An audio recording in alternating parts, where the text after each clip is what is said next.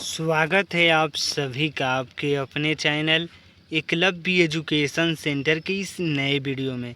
दोस्तों, आज के इस वीडियो में हम यह जानने का प्रयास करेंगे कि मक्के की फसल में पहली खाद को कब डालें, और इसके साथ यह भी जानने का प्रयास करेंगे कि मक्के की फसल में जब हम पहले खाद को डालेंगे तो हम कौन कौन से खादों का प्रयोग कर सकते हैं।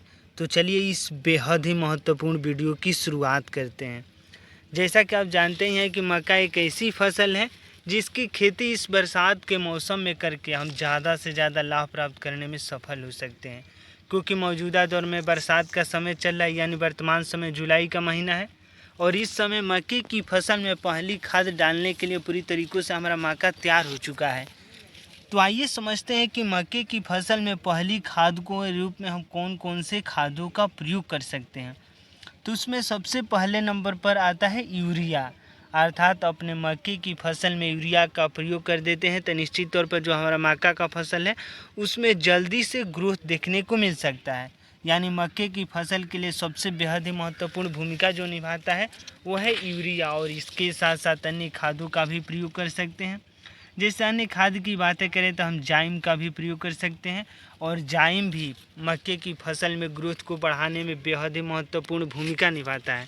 तो इस तरह से यूरिया का भी प्रयोग कर सकते हैं, और इसके साथ साथ जाइम का प्रयोग करके हम अपने मक्के की फसल में ग्रोथ को बढ़ा सकते हैं। और इसके साथ जब हम आगे की ओर बढ़ते हैं और अगले कुछ खादों की बातें करते हैं तो अगला खाद के रूप में हम जाइम के साथ साथ पोटास और सल्फर का भी प्रयोग कर सकते हैं। तो इस तरह से अपने मक्के की फसल में पहले खाद के रूप में हम यूरिया का प्रयोग कर सकते हैं, जाइम का प्रयोग कर सकते हैं, इसके साथ साथ पोटास और सल्फर का प्रयोग कर सकते हैं। अर्थात जब हम इन तीन खादों को मिलाकर, यानी जाइम, सल्फर और पोटास को मिलाकर अपने मक्के की फसल में अगर प्रयोग करते हैं तो निश्चित तौर पर जो हमारा मक्का का फसल है उसमें जल्दी से ग्रोथ देखने को मिल सकता है। और कोई भी फसल अगर जल्दी से ग्रोथ कर रहा है तो निश्चित तौर पर वो हमें ज़्यादा से ज़्यादा लाभ देने में भी सक्षम होगा। और इसके साथ साथ यह भी ध्यान में रखना होगा कि जैसे ही हम खादों की बातें करें तो हमें खाद उस समय डालना चाहिए जब बारिश का मौसम हो। यानी जैसे मान लीजिए 2-3 दिन पहले अगर बारिश हुआ हो और उस समय एक बार खादों का हम प्रयोग कर देते हैं पहली खाद के रूप में, तो निश्चित तौर पर उन खाद से हमें लाभ प्राप्त हो सकता है।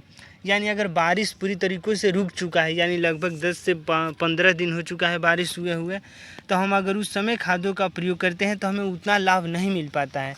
तो इस तरह से जैसे ही हमारे फसल में अगर यानी बारिश हो तो उस समय तुरंत हमें खादों का प्रयोग कर देना है, और खाद के रूप में यूरिया, जाइम, पोटास और सल्फर का प्रयोग कर देते हैं तो निश्चित तौर पर जो हमारा मक्का का फसल है उसमें तेज़ी से ग्रोथ देखने को मिल सकता है।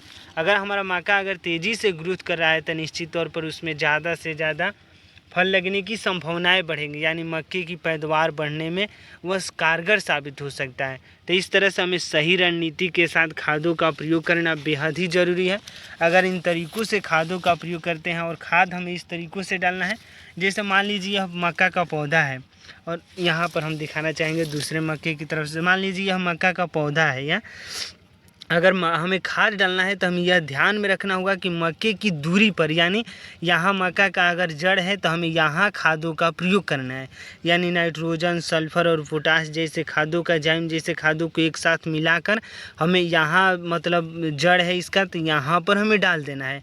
अगर इस रणनीति के साथ खादों का प्रयोग करते हैं तो हमें पूरा भरोसा है कि आप अपने मक्के की फसल में ग्रोथ देखने को ग्रोथ को देख सकते हैं। तो इस तरह से हमें यह रणनीति को अपनाना चाहिए कि मक्के की जड़ से हमें थोड़ी सी दूरी पर हमें खादों का प्रयोग करना है। और यह भी ध्यान में रखना होगा कि मिट्टी में नमी होना बेहद ही ज़रूरी है, क्योंकि अगर मिट्टी पूरी तरीक़ों से सूख जाती है और उस समय खादों का प्रयोग करते हैं तो हमारा जो मक्का का फसल उसमें लाभ नहीं मिल पाता है। तो इस तरह से सही रणनीति के साथ, सही तकनीक के साथ और सही तरीक़ों से एक बार हम खादों का मिश्रित करके अगर डालते हैं, अपने मक्के की फसल में प्रयोग करते हैं तो हमें पूरा भरोसा है कि आपको लाभ देखने को मिल सकता है। तो इस तरह से आज के इस बेहद ही महत्वपूर्ण वीडियो में समझें कि हम मक्के की फसल में पहली खाद के रूप में कौन कौन से खादों का प्रयोग कर सकते हैं। तो आज के इस बेहद ही महत्वपूर्ण वीडियो में बस इतना ही।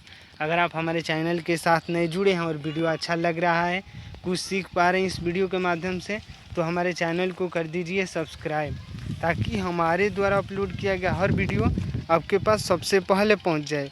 और हम तथा हमारी टीम भी उत्साहित महसूस करें कि आपके लिए हम कुछ अच्छा कार्य करें, यानी आपकी खेती में हम थोड़ा सा सहयोग करने में सफल हो रहे हैं। तो हमें दीजिए इजाज़त। धन्यवाद। Thank you.